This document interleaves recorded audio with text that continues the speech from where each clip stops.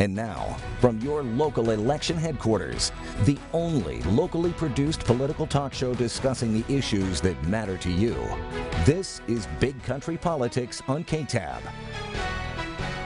Well, thanks for being here for this week's edition of Big Country Politics. We start with news from the city of Abilene.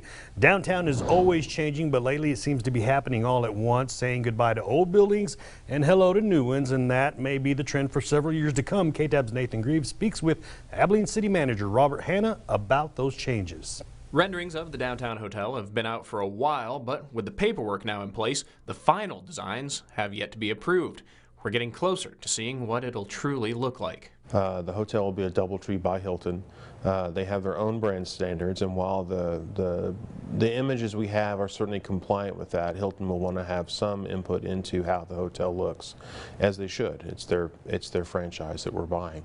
The downtown hotel is the most talked about change coming to downtown, but it's not the only one. An existing hotel is on the way out. Well, so the Civic Plaza Hotel is really a second project entirely from the downtown hotel concept. But once we receive ownership and he's out completely, I would like to demo that building within about 3 months. We've got to do some asbestos abatement and that kind of stuff too. But basically demolish that into a level, flat field, much like we did with the water building. And still more changes planned for downtown, all stemming from that big project. Now that the hotel is actually a reality and will be done, I think you'll see private sector development increase in the downtown area even more so than it has already. In Abilene, with coverage you can count on, Nathan Greaves, KTAB News. And the two had a lot more to talk about. We're going to show you that entire interview in just a few minutes here on Big Country Politics.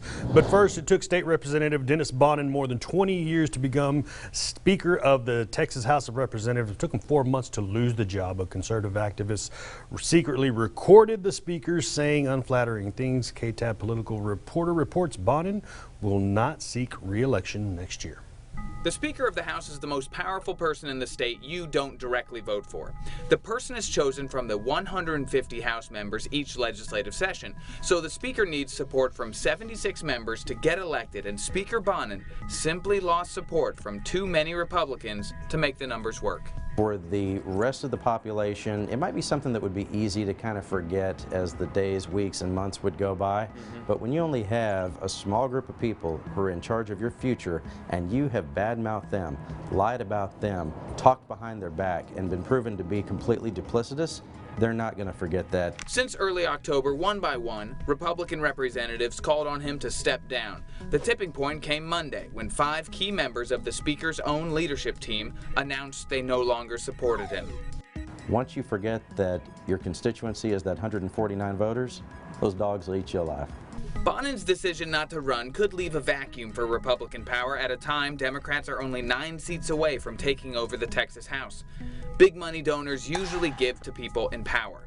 Bonnen might not be able to mobilize campaign funds to successfully fend off Democratic advances, and the $3 million he has already raised could be tainted. And now the money is maybe kind of in a lockbox. No one's sure if they either want to take it, if he'd be willing to spend it. The House Democratic Caucus put out a statement saying Bonnen made the right decision, and they'll continue to work to lead Texas to a better tomorrow. And Bonnen will stay on as Speaker until 2021 when the 21 legislative session, when the House will pick a new one.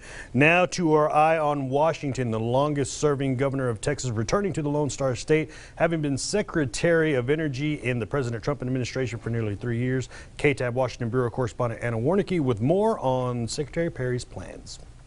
There's never a good time to leave. Energy Secretary Rick Perry says he's hanging up his hat and heading home to Texas. The 3 things that I wanted to get done, got them done, and it's time for me to go. The former governor of Texas is one of the longest serving members of President Trump's cabinet after leading the Department of Energy for nearly 3 years. I helped the president do what I told him I'd do when he asked me to come on board. He's done a phenomenal job. President Trump praised Perry at a rally in Dallas last week, reassuring the audience that there's no bad blood between the two former political rivals. I want to thank you, Rick. What a job you've done.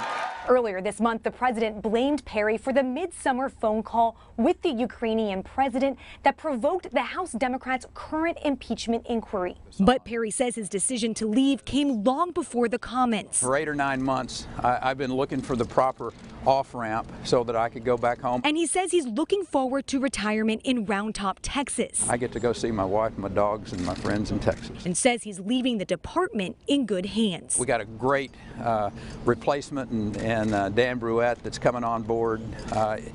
The Department of Energy is going to be continually run in a very efficient way. In Washington, I'm Anna Warnicki. And Perry is a native of Haskell County, graduated from Texas A&M, served as a pilot in the Air Force, and followed his father into politics. Still to come on Big Country Politics, we continue our conversation with Abilene City Manager Robert Hanna. Exclusive details on the new things happening in the Key City. We're back in 2 minutes.